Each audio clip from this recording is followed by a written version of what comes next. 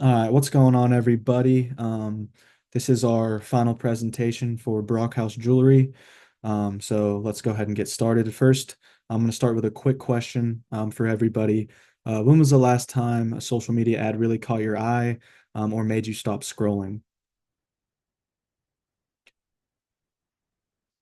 Basically, what I'm trying to say is it's not that easy to just market ads and people, just automatically go and start clicking on them. So this is exactly the challenge that Brockhaus Jewelry is dealing with right now. Brockhaus is a family-owned luxury brand here in Norman, known for their amazing craftsmanship. They also have a Rolex certification. But despite all that, they're having a hard time connecting with younger audiences on social media. um, you know, as we all know, younger people are on these platforms all the time. So Brockhaus can figure out how to cater to this younger demographic. It will definitely be a game changer for their business. So in this presentation, we'll talk a little bit about how they can stand out in a crowded social media space, while also getting noticed by younger audiences, to try and turn this problem into a real opportunity for Brockhaus. All right. So we'll start with the problem definition here. The issue is basically that, Brockhaus is great at making stunning jewelry and top-notch service, right? But they are just not getting through to this younger audience on platforms like Instagram and TikTok. These platforms are where this generation spends most of their time. I can attest to that. I'm sure you guys can too. And they also make decisions about brands when they're on social media as well. So it's very, very crucial to be visible here on the social media aspect of things. And then this is also a very tricky part as well. Broadcast can't just post any content. They have to stay true to their image while they do this as a luxury brand. And younger audiences also expect ads to be creative, relatable, authentic, things like that. So this is where kind of Brockhaus can take advantage of this younger demographic on social media. We know what to look for. We know what we need to be creative. So this is not just a small hurdle either. It's a key opportunity for Brockhaus to grow and also stay relevant in the long run. Um, Also getting that customer loyalty as well with that. And then we'll go to the problem and opportunity. So obviously, what's the big question we're trying to answer is that, how can Brockhaus connect with younger audiences on social media without losing what makes them a luxury brand? Like we talked about, that's the core of our research. Social media is a very powerful tool, but it's also just not about ads. It's not just about ads like I talked about earlier. It's about also creating a presence that feels exciting, and draws people in. It makes them want to be a part of a community like Brockhaus. So if Brockhaus can do this, they can not only increase their visibility, but they can also position themselves as a must-watch brand in the digital world. Very big challenge, but the potential for growth here is huge for Brockhaus. And then we'll get on to a few research questions. So to figure out this problem, we came up with some specific questions, tested a few ideas. For example, do people who've already bought luxury jewelry spend more time on social media? What do younger buyers care about most? Price, look, or quality? And do visuals and ads make people stop and pay attention more? This is all kind of what we looked at in our research to try and help Brockhaus with their problem. By testing these questions, we actually can find insights that Brockhaus can actually use, as you'll see later.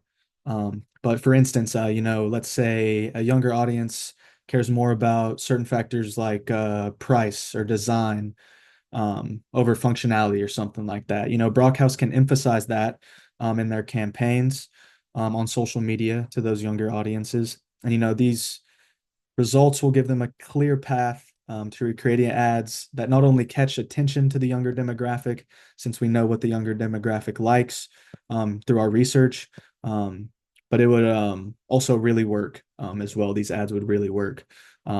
So I am going to now pass it off to Cannon, and he's going to be doing the next few slides. Thank you, guys. Now on to hypothesis. Our first hypothesis is This assumes that those who've already purchased luxury jewelry might follow brands or interact more with luxury content, leading to more frequent ad exposure. And then our second hypothesis is this usually suggests that more time online increases the likelihood of seeing luxury ads, which could connect with purchasing behaviors. Our third hypothesis is this explores whether luxury buyers prioritize different factors, such as brand prestige, compared to others who might focus on either price or quality. Our fourth hypothesis is this hypothesis examines whether visuals like color, design, or models in ads make them more memorable and recognizable than others. And then our last one, we're investigating whether purchasing luxury jewelry is more common among certain genders due to social norms, marketing, or preferences. Uh, by analyzing these hypotheses, we can better understand the dynamics of a luxury jewelry marketing and purchasing behaviors between others. Onto the conceptual framework. The purpose of the framework is examines how different factors influence consumer behaviors like engagement rate, purchase behavior, and purchasing priorities. As you see in the independent variables, which are in the green boxes, you have visual elements of ads, social media usage, frequency of advertisement exposure, demographic factors, participants' values. And then in the dependent variables in the blue boxes, you have engagement rate, purchasing behavior, importance of purchasing factors, those. And then on the far right, you have the orange boxes, which are your control variables such as age, income, location, season. And those usually ensure external factors don't skew results for the dependent variables. So, in summary, the framework shows relationships between ad characteristics, user behaviors, and external factors to understand consumer decision making. Moving on to the method we used, we sent out a qualitative survey where we had a sample size of 82 respondents, and all participants in the survey were between the ages of 18 and 24. And as you see on the right, we had a gender breakdown of 50 males and 32 female respondents.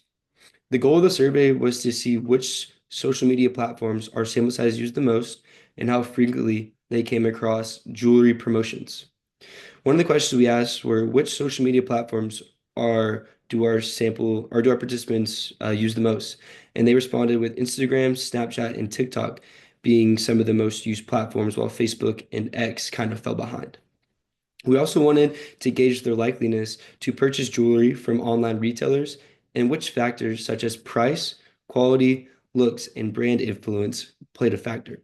One of the questions we asked were how many respondents had previously purchased jewelry from social media websites. We had 64 say yes and 64 say no, and while 18 said yes. And moving on to the test that we use, the statistical tests that we use were t-test, ANOVA F-test, and cross-tabulation/chi-square test. We used Microsoft Excel to perform t-tests to compare the average values of different variables between two separate groups of participants in the t-test. In the ANOVA F-test, it was performed to determine if the mean rankings of five different purchasing factors were significantly different. And for the cross-tabulation/chi-square test, we use pivot tables from Excel to create cross-tabulations relating two different categorical variables. These cross-tabulations were then used to perform chi-square tests to determine if these variables were independent of one another. And now I'll be passing on to Parker to talk about the results of these three tests. Thank you, Clayton. So let's take a look at these results. For hypothesis one, in which we hypothesized that those who have purchased jewelry on social media have had more exposure to jewelry ads on social media than those who haven't purchased jewelry on social media. We used a two-sample t-test in which we split our respondents up into two groups, those who have purchased and those who have not purchased. From there, we ran the two-sample t-test and did find a p-value that was below 0.05, or our confidence level of 95%, and means that we could reject the null hypothesis for our hypothesis. But as we go up and look at the means, we also found that those who have purchased did have a higher average exposure than those who have not, meaning our hypothesis is correct in guessing, at least for the people that we surveyed, that those who have purchased do have more exposure than those who have not purchased. For hypothesis two, we ran the same two-sample t-test, but this time testing whether or not those who have purchased had more time on social media than those who have not purchased.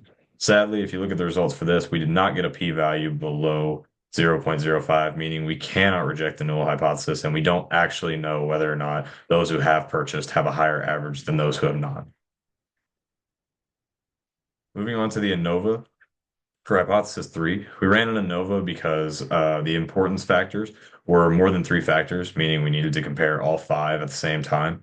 And we are proud to say that we did find a p-value well below 0.05, meaning that we can reject the null of our hypothesis for number 3 and say that each factor was differently weighted for our respondents. And if we take a look at the average rank of importance, in which, the best rank is the lowest rank, we want as close as 1 to possible, we can see that look and price appear to be the most important of the factors. Finally, if we look at the chi-square test, we'll start with hypothesis 4, in which we wanted to test if there was a connection between the visual elements used in advertisements on social media and recognition of ads on social media. So are people noticing when we use certain visual elements? Sadly, the chi-square came back with a value well above 0.05, meaning we cannot reject the null hypothesis, and that we do not know if our hypothesis is correct.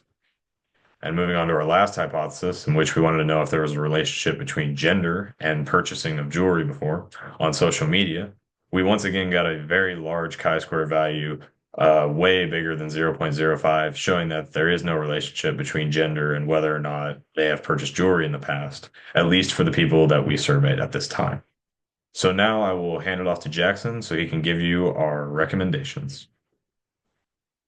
These are our recommendations for Brockhaus jewelry. Number one, Brockhaus should promote and advertise as frequently as possible. So we ran a t-test here, and we found that there is a positive correlation between people who purchase jewelry and the amount of exposure they have had to jewelry ads. So they need to advertise as frequently as possible.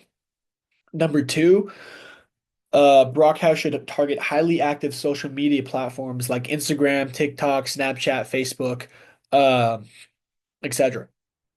And we ran another t-test here, and although we did not find a correlation between time spent on any one of these platforms and a purchase behavior, purchasing jewelry, we do recommend that they advertise on the most popular platforms instead of, MySpace or something like that. Number three, Brockhaus should emphasize stunning craftsmanship and unique designs in targeted campaigns, highlighting competitive pricing and attractive deals to appeal to customers. Um, and so with this, we ran an ANOVA test, and there are 5 factors in our visual appeals. And we found that 2 of those, price and look/design, are the most influential on purchasing decisions. So Brockhaus needs to focus on those 2 in their ads. Number 4, Brockhaus should not worry about overemphasizing a specific attractive element in their advertisement, but should focus on making an all-around captivating, wholesome ad that attracts and lures customers in. And so with this, we ran a chi-squared test, and there were a few uh, attractive elements tested for, like a celebrity endorsement or a celebrity in the ads, and none of them correlated to a customer making a purchase. Lastly, number 5, there's not a need for Brockhaus to advertise more so to either men or women. And so men and women are equally likely to purchase jewelry based off an ad. And so next, these are our citations. So with that concludes our presentation. Thank you so much for watching, and have a great break. Happy holidays. Thank you.